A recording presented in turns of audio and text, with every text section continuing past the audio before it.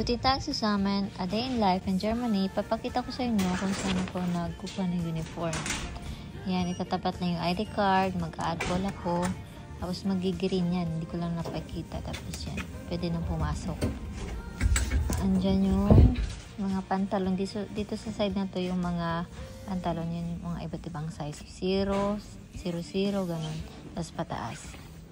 Pinakamaliit yung 0, tapos dito naman yung blouse, 0 yung kinukuha ko kasi yun yung kasya sa akin. Tapos pag nakakuha ka na ng uniform, itapat mo ulit yung ID card. Yan, tapos mag-green, tapos papasok ka. Tapos bibilangan ng system yung uniform na nakuha mo. Ayan, magbibilang siya ng 5 seconds. Pag okay, mag-green ulit, tapos yan, pwede ka na lumabas. Ayan. Tapos papakita ko naman sa inyo kung saan ako nagbibihis. Kung yan, marami kami ditong istasyon. So dito yung Bisan, iba't ibang station yan. Hindi lang sa amin. Marami. Hindi ko alam kung saan station yung iba. Yun sa dulo yung sa akin. Kikishare lang muna ako kay ate kasi sa isang Pilipina. Kasi bago ako dito, lumipat ako. Yan.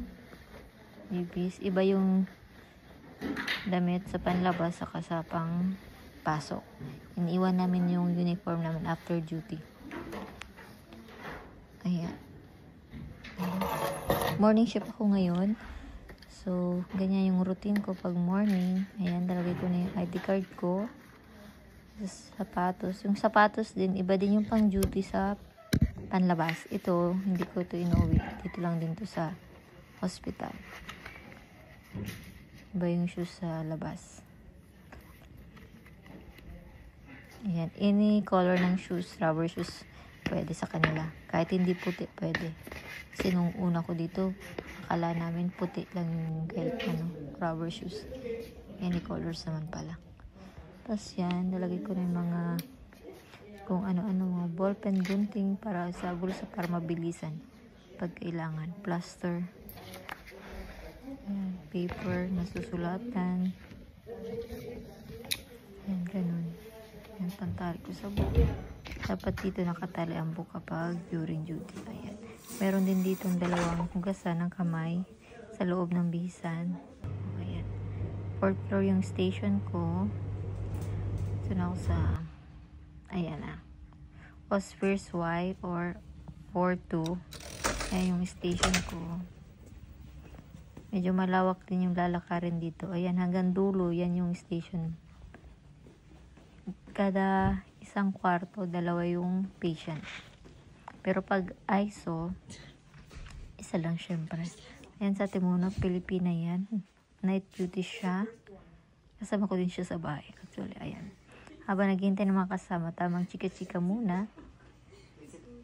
Ayan. Ayan, hindi ko na pinakita yung routine ko kasi bawal. So, break time na ako. 30 minutes yung break. Kada shift, kada isang tao may break. Nagtilang ako siya katinapay. Tapos video call sa Pilipinas, sa anak ko. Tapos yan, tapos na yung duty, ilalagay ko na sa labahan yung uniform ko. So, yan yun. Lagayan ng ano. Tatapat ulit yung ID card, tapos yun, ilalagay mo na yung damit na ginamit. Kasi paglabas ko, ang ganda ng araw pero malamig, hindi ba? Maganda ako dito, walang ibong na tatanggal na yung salamin ko. Ang biyahe ko lang ay 3 minutes galing sa ospital, pero kapag maglalakad 15 minutes. Yun lang guys, thank you for watching, bye bye.